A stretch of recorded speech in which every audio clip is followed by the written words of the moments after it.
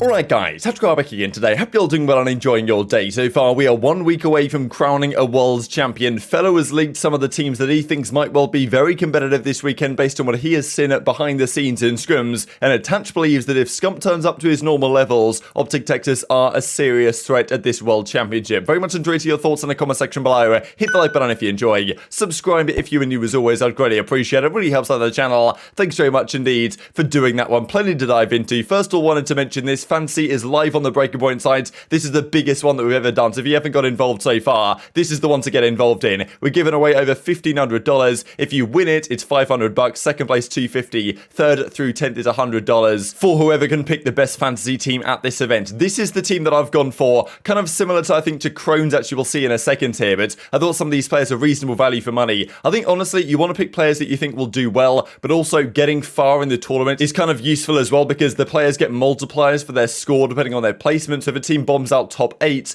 they will get, I think, like whatever score they put up in terms of fancy number will get multiplied by a percentage lower than 1. And if they win it, it's going to get multiplied by a percentage better than 1. So Arcitys, $6 if he performs. If the team wins, for example, then Arcitys will probably still put up decent numbers, even if he doesn't drop the greatest KD in the world. I've kind of stacked my team the Thieves direction, maybe because of what Fellow has to say here in a couple of minutes that we'll dive into. I was going to go Scump over Octane, but I felt like picking 4 players and 4 different teams makes it unlikely I'm going to win, because the winning multiplier if Thieves were to win here would be kind of nice for these guys. So Bance I thought was probably the best pick for $4, but yeah, feel free to check it out in the comment section below or the description box wherever I've put it and make your team. This is Crohn's one, a little bit similar to mine. Octane is here, but Crim is the $4 pick that he's gone for. You basically have $25 to pick a team. Sip and Shotzi as well. So some talented players, definitely some potential to drop numbers here. Tough to say which direction to go on this one, but Octane for 7 seems to be reasonable value for money, most people seem to think at the present time. Crimsix, of course, was the $4 pick, but look, if New York Subliners win, he's going to be putting good numbers on the board anyway there. And he was kind of mind-blown, right? Because there was a Hot Ones episode that came out a couple of days ago, I'm guessing, where, again, a Call of Duty Esports was mentioned. Here's a picture of the OpTic dynasty, so no idea what's going on right now, but yeah, COD Esports seems to be everywhere. Speaking of New York, though, I thought this is a crazy graphic that Round 11 stats, I'm pretty sure, put together on the New York Subliners hardpoint redemption. One of the weirdest storylines of this season, right, is New York at the start of the year being at the worst hardpoint team in the game by a margin,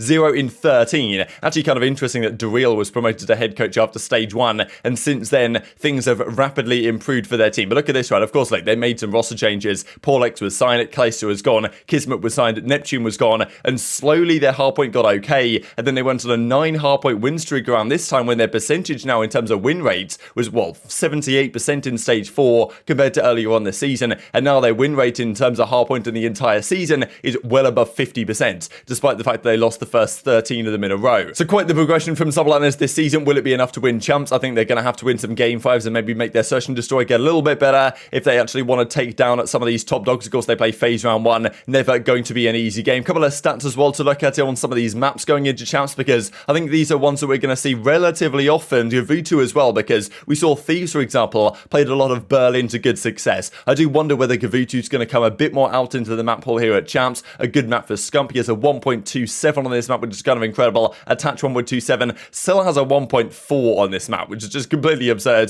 Gizmo's one of the best methods here as well, as you might expect. But yes, Scump with that AR, that he likes to use the third AR on this map, is a pretty dominant force for OpTic, right? So if this team actually plays a lot of Gavutu at this World Championship, because other teams might go down that route because they want to avoid Berlin that Thieves are so good at right now, for example, then maybe we might see the Scump Gavutu special come out in full force again. This for some reason was lower quality, but this is the same story here on Tuscan. 2 OpTic guys, Dashi, Shotzi, Sib, Awakening, and Cellium. The top guys over here, I mean, yeah, Dashi and Cellium regularly appearing on lists exactly like this, but I will see, of course, how it plays out going into champs. Just wanted to mention this as well, that 3 Stripes pointed out was kind of interesting. We mentioned yesterday the fact that Benjay and Asim was kind of wondering whether Shotzi and Illy have actually re-signed their contracts for next season and what the case is quite over there with OpTic. Now, this is an interesting idea, actually, because I remember Shotzi did say before the season began that he wanted to play in the Halo World Championship, and I don't know whether the contract he'd had in place would allow him to do that with the CDL, so maybe they're doing some sort of contract stuff with OpTic where Shotzi can effectively like re-sign his contract after he plays Halo World Champs if he still wants to do that, because he mentioned it several months ago before the season began that he wants to, you know, win COD Champs, go to Halo Champs, perform there, and then come back in for Call of Duty for the new season. So maybe that's one of the reasons why Shotzi's contract right now is somewhat uncertain. Let's talk about champs then, right? This is the prize pool. It's pretty substantial. I don't think it's as big as it was in, maybe it was Modern Warfare, right, where we just had a crazy big prize pool. But honestly, this isn't too dissimilar, because the winners still get $300,000 $100,000 each, 1.2 mil for the winners, 650k for second place. Not too bad if you make that grand finals matchup. And these are the world placements down the line right here. Now, in Tatch, of course, he's not going to go to the World Championship, unfortunately, but he was giving his thoughts on which teams might well do what come the World Championship. He was talking on OpTic Texas, saying that in his bracket, he's probably got them coming about top 3. He reckons that they will turn up big time here. And he goes on to say that the catalyst for that, in his opinion, will probably be Scump, right? Scump usually pretty much always turns up very heavily at the World Championship, delivers the goods. And of course, really, it's been the SMG duo for OpTic, which hasn't been so great as of late. We know that Scump himself was kind of taking the blame for their Major 4 loss, saying, look, against FaZe, kind of got fried, didn't have a good series. If that doesn't happen again, with Shotzzy starting to get back into form, it seemed at the latter half of Major 4, if Scump's playing that well again, then of course, look, if those two guys as the SMG duo can get back to the kind of number 1 SMG duo in the game type force that they were early on this season, then of course they've got a serious chance of making a run. Their map pool is still a question, but Attach reckons, yeah, top 3 should be a good target for the OpTic guys at minimum, of course, this event. Of course, they want to win it, and if Scump turns up, that's going to be a key driving force behind their potential run here. And also, Fellow going on to say that I'll share the clips back to back. He was kind of talking about the teams that they've been playing. That's Clayster's team, of course, that have been scrimming against some of the Pro League guys. They've been playing OpTic, FaZe, and Thieves. Doesn't mention what's happening with OpTic, but gives a lot of credit to what Thieves are doing right now, and saying that, you know, FaZe obviously always going to look strong, especially in the hard points. OpTic Texas. They have been going through a little bit of a rough patch. The roster changes, Illy's hand injury or thumb injury has, I'm sure, put a lot of stress on all of its players and the team, and really hurt their development as a team throughout the season because he just couldn't play. And I mean, that is a really important thing. But I do think they're going to make a deep run. I think I had them getting 3rd in my bracket. But they're really just going to have to lock down. They're just really going to have to lock down across all game modes, because even at Major 4, they weren't like, they played against us. The series was pretty scrappy, pretty close. The one and only Scump had a really good season from Major 1 up until about like right now to like stage 4 qualifiers. But Seth, he's always been known to really turn up at champs, and he's been popping off all season long. So he's been playing well off season, and he usually does better at champs. So I'm expecting a really big performance out of him. If him and Shotzzy can be on point and on sync, I can see this team making a very far run. But like I said, I'm expecting big things out of Seth. Doing well. Who looked the best in scrims? Okay, let's talk real quick. I'm not going to give any specifics. So 100 Thieves, we only played in S&D. And they look very coordinated and on point. Their nades are good. Their strats are good. They're very in sync. You can just tell when a team is in sync. It's so annoying to play against when like a team is perfectly challenging while their nades are hitting out, and then the first guy that's sliding, you only make him weak and you don't get the kill, and the second guy kills you, and it's just like, oh, these guys are turned today. So 100 Thieves, they're on point, bro. FaZe as well, dude. I mean, we took maps. Like, I don't want you guys to think we got beat down. We didn't get beat down. But FaZe as well, their hard point is looking really good. I haven't really paid too much attention to their team recently and what they necessarily need to get better on, but their hard point is looking really good. So let's talk about the Scump numbers then. I thought this is quite a fascinating graphic, really, comparing Crimsix's and Scump's COD Champs appearances. They're now going to be at 10 in a row from 2013 all the way to 2022. Great to see Crimsix made it as well to keep this streak alive. But as you can see, in the early days, Crim's COD Ghost performance was just completely absurd. We're doing a video shortly, actually, on the Breaking Point channel of the top 10 Champs performances of all time. A couple of them from Scump appear on it, and one notable one from Crimsix himself. Of course, they both won the World Championship back in 2017.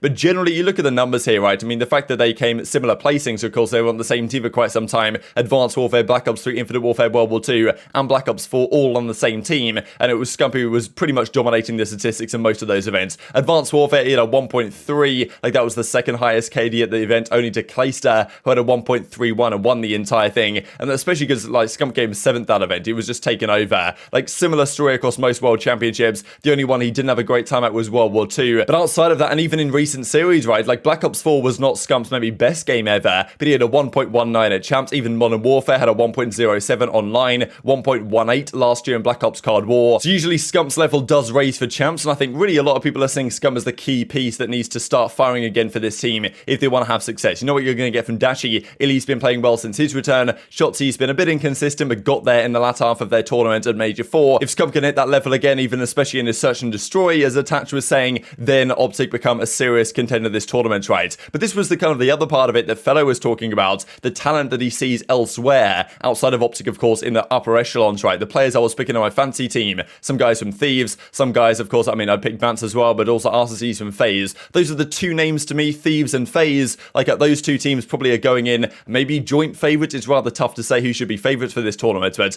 I think I would probably put it as maybe Thieves marginally, just because they did win the last event like 2 weekends ago, then FaZe, then probably New York, then OpTic. I think that'd be the top 4 favourites in whatever order you guys want to put them in. But I mean, yeah, Fellow obviously and Clayster's team, they're getting ready for the Challengers World Championship. They've been scrimming up against Arcitys a fair bit. Of course, it's Clayster, Fellow, Prestinni, and Venom. That team of 4. They've been giving FaZe some practice, giving Thieves some practice, right? And he was mentioning their search and destroy. Thieves is looking incredibly coordinated, which is quite something because Thieves, it was a massive weakness for them early on this year. We always knew, especially on LAN, their respawn is always going to be pretty good, especially on AR heavy maps. They were always going to be dominant. And since Genny's started to turn up with the SMG, now Thieves can actually be a dominant force on Tusk and other maps like that. So I think there's no real concerns if you're a Thieves fan about the potential in the respawns. It's really been their kind of search and destroys, the game 5 searches that have been a struggle for them, right? We remember not long ago they went 0-12 round count, 0-12 in terms of kill death ratio for Octane, like against FaZe just a couple of weeks ago, right? And they've obviously worked very hard on their search because it was looking markedly better at Major 4 where they won the entire thing. And now you've got Fellow talking about scrimming search and destroy against them, having a really difficult time. Their coordination, the grenades, like okay, the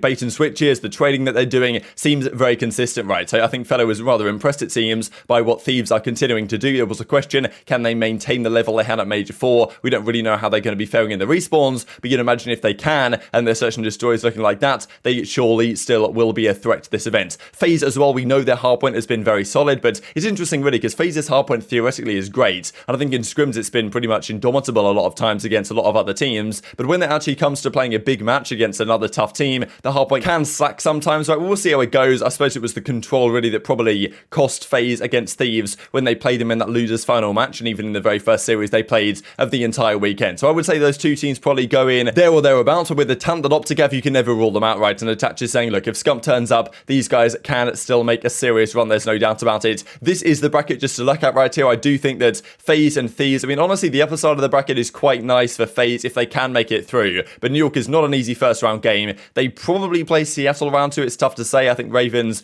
could beat Surge, but I think on LAN and with Surge really knowing they've got to put their heads down with Team Surge because they won 9 series in a row and then they lost the most recent 5 in a row. So I don't know if they're going to somehow bounce back and show the level that we saw them have back at Major 3, for example. So I would say, though, the favourite will be whoever wins this round 1 game between FaZe and New York, at least from the upper side of the bracket. Thieves have a great starter, theoretically, against Boston, probably the one team they would want to play out of anyone, or maybe they'd want to play London more, but I mean, still, Thieves can't really complain with that first round matchup. Whoever they play second round, though, is going to be tough. If OpTic beat Ultra, they will probably play Thieves, depending on how things go. And of course, we saw a bit of drama going down there just yesterday with Drazah and Kenny kind of saying that OpTic a bit overrated. So, well, we'll see if that kind of, well, if they get to decide actually whether that's the truth or not on the server itself. Just to mention this before we close out, this I guess was from 2018 when we see the World Championship winners Evil Geniuses in the background, Chance, Nameless, and then they had Damon Kamabala on the desk, baby. So hopefully they can bring that one back for the future, or, you know, get some special guests on the desk. That would be a lot of fun. But very much enjoyed your thoughts and all this stuff in the comment section below. Hope you guys enjoyed the video. If you did enjoy it, hit on the like button, tell us your YouTube gods, this is a good video, and also like you should see it as well, and help grow the competitive Call of Duty community. I think, as always, take care of yourselves,